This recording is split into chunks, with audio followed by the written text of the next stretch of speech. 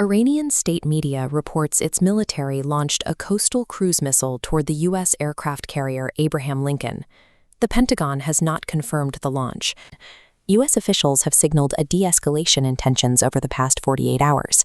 There is a clear disconnect between America's diplomatic narrative and Tehran's assertion of absolute military dominance in the region. This map shows the Persian Gulf and Strait of Hormuz, a narrow choke point for U.S. naval assets securing shipping lanes. These transit routes pass directly next to Iranian territory, like the Tomb Islands, forcing vessels into the radius of Iran's coastal defenses. Before the reported launch, Iranian Navy commander Rear Admiral Shahram Irani stated the aircraft carrier was under strict surveillance and would be struck if it entered their missile range. This specific geography makes traditional U.S. naval projection vulnerable to asymmetric coastal defenses.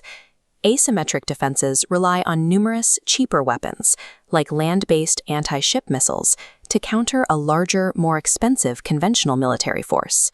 U.S. President Donald Trump recently stepped back from a 48-hour ultimatum to strike Iranian power plants, stating on social media that both countries held very good and constructive conversations. Iran explicitly denies this. State broadcasters, citing informed sources in Tehran, maintain that no official communication or backdoor diplomacy has occurred between the two sides.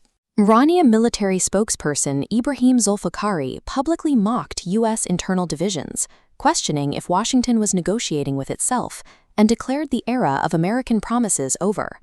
Washington and Tehran are operating in completely separate informational realities.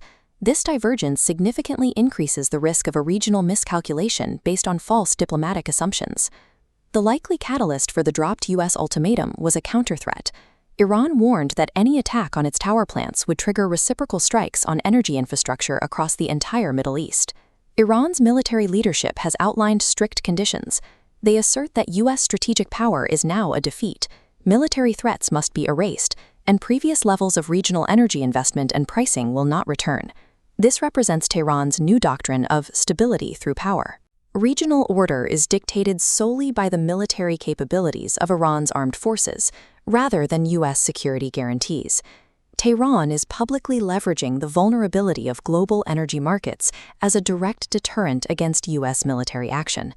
The immediate metrics to watch are the Pentagon's official assessment of the carrier strike claim and the subsequent reaction of global energy markets to these infrastructure threats.